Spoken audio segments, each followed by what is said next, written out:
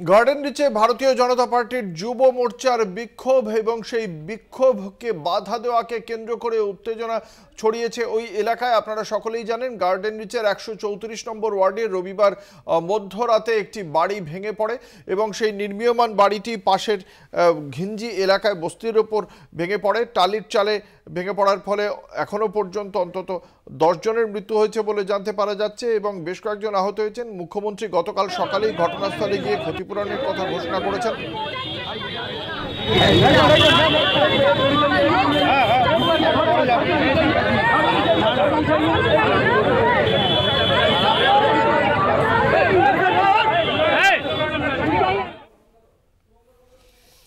আমরা কথা বলবো, আমাদের সঙ্গে রয়েছেন আমাদের প্রতিনিধি শুভঙ্কর মণ্ডল। শুভঙ্কর, ইতিমধ্যেই গার্ডেন রিচের বহুতল বিপর্যয়ের ঘটনার প্রেক্ষিতে রাজ্য সরকারের পক্ষ থেকে ক্ষতিপূরণ ঘোষণা করা হয়েছে। পুলিশ সুমোটো মামলা শুরু করেছে, একজন গ্রেপ্তার হয়েছে।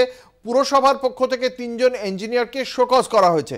তারপরেও আজকে বিজেপির যুব মোর্চার এই মিছিলের কারণ কি কি দাবি রয়েছে তাদের?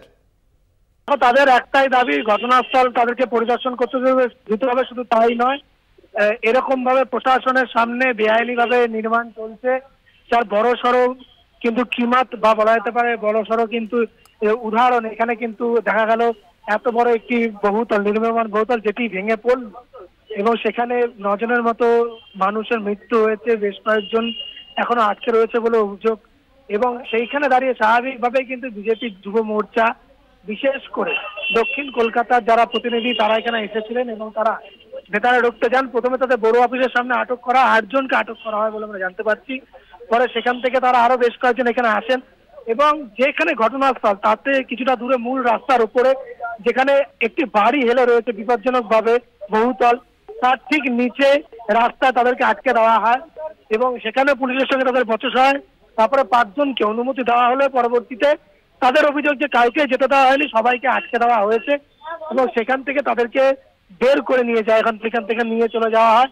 ফলত তারা আর ঘটনাস্থল পরিদর্শন করতে পারেনি। তবে তারা কিন্তু তাদের ক্ষোভ বিক্ষোভের কথা এখানে জানিয়েছেন যে কিভাবে এখানে কাউন্সিলর এবং সেই সঙ্গে সঙ্গে অন্যান্য আধিকারিকদের অঙ্গুলি এলোনে কিভাবে এইখানে একের পর এক বেআইনি নির্মাণ। শুভঙ্কর, আজকেও কি উদ্ধার কার্য এখনো চলছে?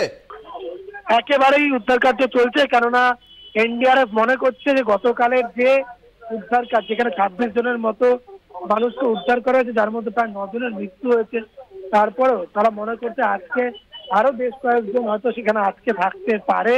সেই কারণে এখনো পর্যন্ত তারা শেষ মুহূর্তে যে উদ্ধার কাজ, সেই উদ্ধার তাহলে শুভঙ্কর, পুলিশ তো নিশ্চয়ই জানিয়েছেন বিজেপির ওই কর্মকর্তাদের যে এখানে উদ্ধার কার্য ব্যাহত হবে যদি তারা মিছিল কর্মসূচি পালন করেন।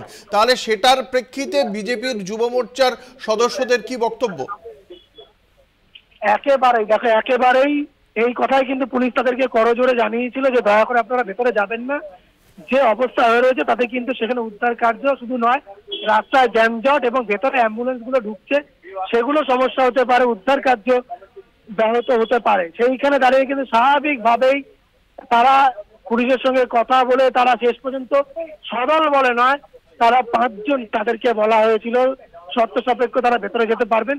কিন্তু দেখা যায় যে আশপাশ কাটিয়ে আরো বেশ কয়েকজন ভেতরে যাওয়ার চেষ্টা করে, তখনই পুলিশ তাদেরকে একেবারে আটকে দেয় এবং এখান থেকে তাদেরকে বের করে দেওয়া হয়েছে সকলকে। ফলত তারা কেউই ঘটনাস্থলে যেতে পারেননি। গতকালও বিজেপির সজল ঘোষ তিনি ঢোকার চেষ্টা করেছিলেন, কিন্তু সেখানে তাকে ঢুকতে দেওয়া হয়নি, সেখান থেকেও তাকে বের করে দেওয়া হয়।